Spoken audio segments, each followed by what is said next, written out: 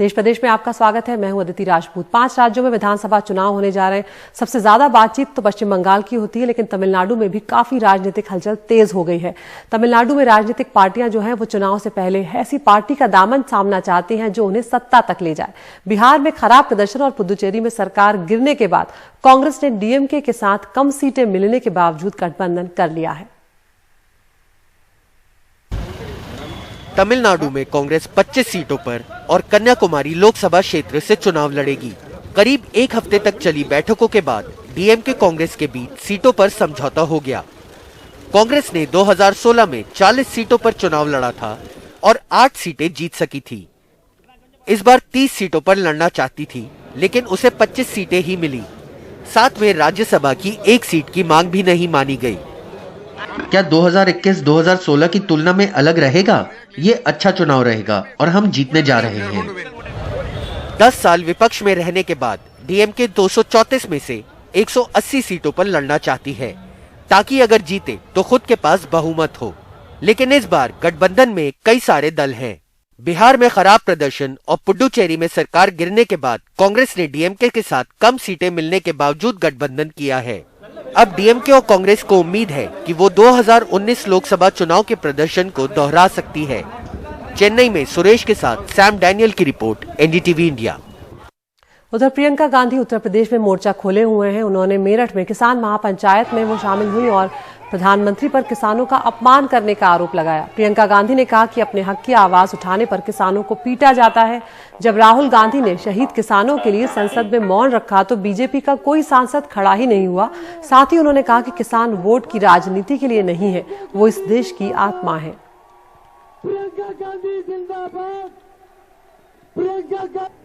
आप आवाज उठाते हैं, आपको मारा जाता है, पीटा जाता है। 215 किसान शहीद हुए। मेरे भाई राहुल गांधी जी ने संसद में सिर्फ ये कहा कि 215 किसान शहीद हुए हैं, हम सबको खड़ा होना चाहिए, 2 मिनट का मौन रखना चाहिए। आपको मालूम है कि इस सरकार का एक भी सांसद खड़ा नहीं हुआ, बैठा रहा, हंसे वो। बाकी विपक्षी दलों के सारे नेता खड़े हुए, मौन रहे 2 मिनट के लिए। क्यों? क्योंकि आपका आदर करते हैं। जब जब आपको दुख होगा हम आपके पास आएंगे। जब जब आप संघर्ष करेंगे तो हम आपके साथ संघर्ष करेंगे, क्योंकि हमारे लिए ये वोट की राजनीति नहीं है। हम कर्जदार हैं आपके, ये पूरा देश कर्जदार है आपका। आप देश के अन्नदाता हो, इस देश की आत्मा हो। अब कोरोना की बात करते हैं, जहां पर महाराष्ट्र चिंता बढ़ा रहा है। अक्टूबर के बाद महाराष्ट्र में कोरोना के मामले तेजी से बढ़े हैं। लगातार दूसरे दिन राज्य में 10,000 से ज्यादा कोरोना के नए मामले सामने आए। सबसे ज्यादा मामले मुंबई, पुणे, नागपुर, यवतमाल और ठाणे जैसे इलाकों से आ रहे हैं। अमरावती में 2 हफ्ते का लॉकडाउन भले ही खोल दिया गया हो, लेकिन औरंगाबाद में 11 मार्च से रात का कर्फ्यू लगाना पड़ा है। प्रशासन और सरकारी अमला पूरी तरह सतर्क है और हर तरह के एहतियाती कदम उठाए जा रहे हैं। एक रिपोर्ट। महाराष्ट्र में कोरोना संक्रमण के मामलों में लगातार बढ़ोतरी हो रही है। पिछले 2 दिनों से राज्य में हर रोज 10,000 से ज्यादा नए मरीज मिल रहे हैं। इससे पहले एक दिन में इतने मामले अक्टूबर महीने में रिकॉर्ड किए गए थे। राज्य में सबसे ज्यादा मामले मुंबई, पुणे, ठाणे, नागपुर, यवतमाल, अमरावती जैसे इलाकों में से आ रहे हैं। अमरावती में 2 हफ्तों का लॉकडाउन लगाया गया था, उससे अब खत्म कर दिया गया, लेकिन स्कूलों को खोलने की अनुमति नहीं होगी। साथ ही दुकान सुबह 9 बजे से शाम 4 बजे तक ही खुले रहेंगे। अभी भी अमरावती में हर रोज 500 से 600 मामले सामने आ रहे हैं। विशेष 30 पथक हमने 30 टीम बनाई है जो इस हफ्ते से इलाके में हालात पर नजर बनाए रखेंगे। मैं लोगों से कोरोना के सारे नियमों का पालन करने की अपील करता हूँ। आपल्याला जास्तीत जास्त लोकांचा प्रयत्न। महाराष्ट्र में पुणे, हिंगोली, औरंगाबाद, नागपुर जैसे इलाकों में कोरोना से निपटने के लिए नाइट कर्फ्यू जैसे नियम लागू किए गए थे। राज्य में बढ़ते मामलों को देखते हुए केंद्र सरकार की ओर से एक टीम ने मार्च के पहले हफ्ते महाराष्ट्र आकर कोरोना संक्रमण पर जानकारी ली। कमेटी ने पाया कि लोगों की ओर से कोरोना से बचाव के लिए बने नियम का सही तरह से पालन नहीं किया जा रहा है। ग्राम पंचायत चुनाव, शादी, पब्लिक ट्रांसपोर्ट में भीड़ की वजह से संक्रमण में बढ़ोतरी। स्वास्थ्य विभाग की ओर से भी ढिलाई हुई है। महाराष्ट्र के साथ ही पंजाब में बढ़ रहे मामलों से प्रशासन परेशान है। स्वास्थ्य विभाग के प्रिंसिपल सेक्रेटरी हुसैन लाल के अनुसार मार्च महीने के अंत तक पंजाब में हर रोज 3000 या उससे भी अधिक मामले सामने आने की आशंका है। जालंधर, एसबीएस नगर, होशियारपुर, कपूरथला में शनिवार से ही नाइट कर्फ्यू लगाया गया है। कॉन्टैक्ट ट्रेस हो जाते हैं, लेकिन उसमें से वॉलंटरी उनकी टेस्टिंग करनी थोड़ी सी डिफिकल्ट थी। लोग वॉलंटरी टेस्ट करवाने को तैयार नहीं होते, उनको बहुत मोटिवेट करना पड़ता है। तो अब उस पे हमने ज़्यादा फोकस किया है कि जो कॉन्टैक्ट ट्रेस कर रहे हैं, जब तक उनको टेस्ट नहीं करते तब तक उनके ट्रेस करने का कोई मतलब नहीं है। सो इस टेस्टिंग को हम बढ़ा रहे हैं। महाराष्ट्र और पंजाब में केसेस लगातार बढ़ रहे हैं, तो इन राज्यों को अभी टेस्टिंग और कॉन्टैक्ट ट्रेसिंग बढ़ानी पड़ेगी, वरना हालात और खराब हो सकते हैं। चंडीगढ़ से मोहम्मद गजाली के साथ मैं पूर्वा चिटनेस, कैमरा पर्सन राजेंद्र दयालकर के साथ मुंबई से एनडीटीवी इंडिया। दिल्ली की बात करें तो कोरोना वायरस के मामलों में हाल के दिनों में थोड़ा इजाफा हुआ है। हालांकि दिल्ली के स्वास्थ्य मंत्री सत्येंद्र जैन का मानना है कि दिल्ली महामारी के दौर से निकल रही है। इंडियन मेडिकल एसोसिएशन का रुख लेकिन इसके विपरीत है। पेंडेमिक फेज खत्म हो रहा है। पेंडेमिक होता है कि बहुत तेजी से बढ़ना, जिसे महामारी कहते हैं, बट एंडेमिक फेज में जा रहे हैं। एंडेमिक फेज क्या होता है? एक्सपर्ट्स का ही कहना है कि एंडेमिक में मतलब ये बीमारी जैसे H1N1 स्वाइन फ्लू आई थी दिल्ली के अंदर 8-10 साल पहले, तो वो एक बार ही आई थी, पर उसका एंडेमिक क्या है, हर साल कुछ ना कुछ केस आते हैं। दिल्ली के स्वास्थ्य मंत्री सत्येंद्र जैन का कहना है कि पैंडेमिक फेज खत्म हो रहा है और अब एंडेमिक फेज में हम जा रहे हैं।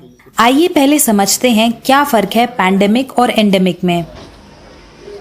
पैंडेमिक का मतलब होता है बीमारी का तेजी से देश और दुनिया में फैलना, जबकि एंडेमिक का मतलब होता है बीमारी का बने रहना और कुछ केस आते रहना। ये बात दिल्ली के स्वास्थ्य मंत्री ने उस दिन कही जिस दिन केंद्रीय स्वास्थ्य मंत्रालय ने दिल्ली को उन 8 राज्यों की सूची में शामिल किया जहां हर रोज केस बढ़ रहे हैं।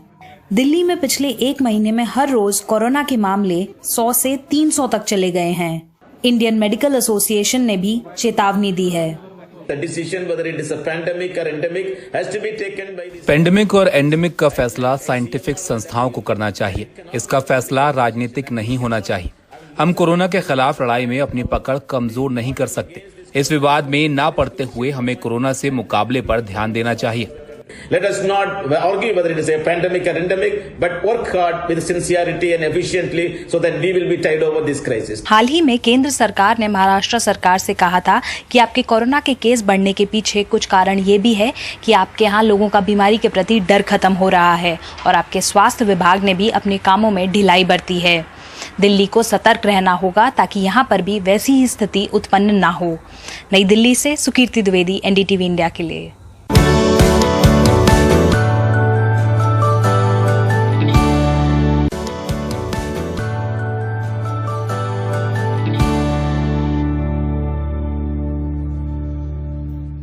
कानपुर में अस्थायी जेल में बंद एक दुष्कर्म आरोपी की रविवार को मौत हो गई। इससे पहले आरोपी की ग्रामीणों ने पिटाई कर दी थी, जिसके बाद उसका मेडिकल करवाकर पुलिस ने उसे अस्थायी जेल भेज दिया था।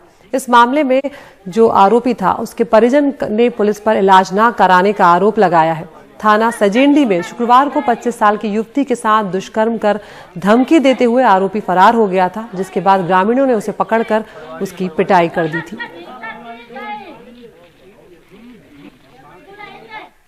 उत्तर प्रदेश के उप मुख्यमंत्री रविवार को अयोध्या पहुंचे। यहां उन्होंने राम जन्मभूमि में रामलला के दर्शन किए। इसके बाद हनुमानगढ़ी में भी दर्शन और पूजा की और अयोध्या महोत्सव के समापन कार्यक्रम में मुख्य अतिथि के तौर पर शामिल हुए। अयोध्या दौरे पर उन्होंने निर्माण कार्यों का भी जायजा लिया।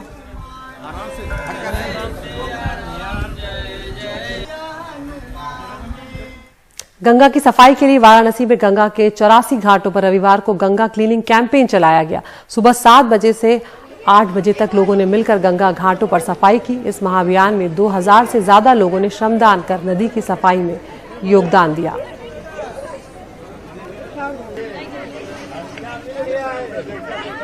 रोजगार का जो मसला है वो देश में बहुत ज्यादा तेज होता जा रहा है, क्योंकि इतने ज्यादा बेरोजगार हो गए हैं कि वो परेशान है।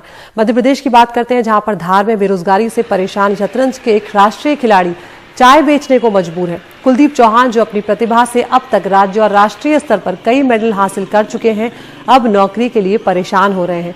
शहर के पीजी कॉलेज से बीकॉम की तीसरे साल की पढ़ाई कर रहे हैं और नौकरी के लिए दर दर भी भटक रहे हैं। कॉलेज के पास ही पिता और छोटे भाई के साथ चाय बेचने लगे हैं। गले में मेडल टांगकर चूल्हे के पास अपने सर्टिफिकेट की फाइल रख ली है ताकि आने जाने वाले लोग इनका दर्द समझें और कहीं नौकरी मिल जाए। आगे बढ़ते हैं। नक्सलियों के गढ़ में युवा महिला सरपंच लोकतंत्र की आवाज बुलंद कर रही हैं। महाराष्ट्र के भामरागढ़ तहसील में मौजूद कोटी ग्राम पंचायत की 21 साल की सरपंच भाग्यश्री लेकामी आदिवासी गांव की तस्वीर बदलने की कोशिश कर रही हैं। कार्यकाल के 2 साल में भाग्यश्री ने गांव की तस्वीर बदलने की पूरी कोशिश की है। सीमेंट की छोटी और पक्की सड़कें हों या फिर पानी की समस्या, वो अपना पूरा वक्त गांव की समस्याओं को दूर करने में लगा रही हैं। भाग्यश्री के गांव पंचायत में कुल 9 गांव हैं जहां लोगों से सीधे जुड़ने के लिए वो हर रोज बाइक पर सवार होकर घंटों घूमती हैं। भाग्यश्री का कहना है कि हमारे गांव से मुंबई 2000 किलोमीटर दूर है, यहां तक सरकार नहीं पहुंच सकती और अगर गांव की तस्वीर बदलनी है तो गांव के लोगों को ही आगे आना होगा।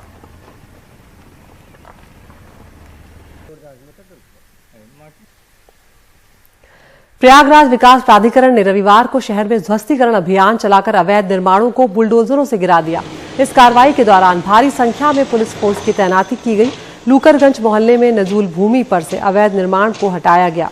ये जमीन माफिया अतीक अहमद के कार्यालय के नजदीक है। इसमें अतीक अहमद द्वारा अवैध निर्माण कराए जाने की बात कही जा रही है।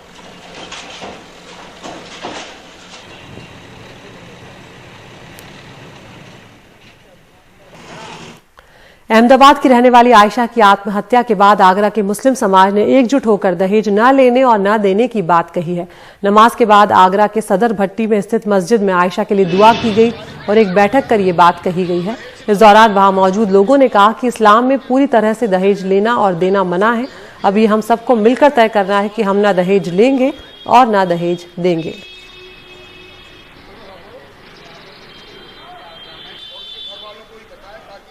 दिल्ली की बात करते हैं, जहां पर सिख गुरुद्वारा प्रबंधन कमेटी की तरफ से दिल्ली के बाला साहिब गुरुद्वारे में गुरु Harkishan kidney and dialysis centre की शुरुआत की गई है। दावा यह किया जा रहा है कि यह देश का सबसे बड़ा किडनी और डायलिसिस हॉस्पिटल होगा, जहां इलाज एकदम मुफ्त में किया जाएगा। दिल्ली के सराय काले खां रोड पर गुरु Harkishan kidney and dialysis centre की शुरुआत हो गई है। दावा है कि किडनी के डायलिसिस का देश का ये सबसे बड़ा अस्पताल है। अभी कुल यहाँ 101 बेड हैं। देखिए, ये 101 मशीन है, 101 बेड हैं और ये बिल्कुल आपने ठीक कहा, इंडिया लार्जेस्ट है। आप ये देखिए, वर्ल्ड क्लास इंफ्रास्ट्रक्चर है, वर्ल्ड के बेस्ट हॉस्पिटल वाला इंफ्रास्ट्रक्चर है और 1 भी रुपया नहीं, टोटली फ्री है। अच्छा, इसके अंदर बिलिंग काउंटर ही नहीं है। इलाज के साथ साथ यहाँ दवाइयाँ और डायलिसिस का सामान भी मुफ्त मिलेगा। अभी 101 बेड हैं, जिनकी संख्या 1 साल में 1000 कर दी जाएगी। इस अस्पताल में इलाज 9 मार्च से शुरू होगा। अस्पताल में मरीजों के लिए अलग अलग कमरे भी हैं। ये अस्पताल 6 महीने में बनकर तैयार हुआ है। डॉक्टरों के मुताबिक 24 घंटे अस्पताल खुला रहेगा। एक शिफ्ट में करीब 8 डॉक्टर होंगे। 24 घंटे में करीब 500 मरीजों का इलाज हो सकता है। See, this is 101 bedded dialysis center. We can take up. इस डायलिसिस सेंटर में 101 बेड हैं। हम रोज 500 लोगों का डायलिसिस कर सकते हैं। हमारी शिफ्ट 8 घंटे की होगी। हर टीम में 6 से 7 डॉक्टर होंगे। Every team will have 6 to 7 doctors to manage the patients. इस अस्पताल के खुलने से लोग काफी खुश हैं। इतने सालों में किसी ने भी इतना बड़ा काम नहीं किया जो इन्होंने, क्योंकि ये फ्री सेवा है ना। गरीबों के लिए तो बहुत अच्छा ये उपराला किया गया है। हम कहते हैं भगवान इनको चढ़ती कला में रखे और ऐसे सारा हॉस्पिटल बनता है। सारी टीम ने मिलकर ये जो उपराला किया है, इसके मुकाबले कोई भी काम बड़ा नहीं है। गरीब लोगों की सेवा का काम है। फ्री डायलिसिस होगा। एक तरफ जहां दूसरे अस्पतालों में किडनी डायलिसिस के लिए हजारों रुपए खर्च करने पड़ते हैं, वहीं सेवा भाव के साथ यहाँ ये सुविधा फ्री होने से गरीबों और आम लोगों को राहत मिलेगी। नई दिल्ली से कैमरामैन गौरी प्रसाद के साथ मुकेश सिंह, एनडीटीवी इंडिया।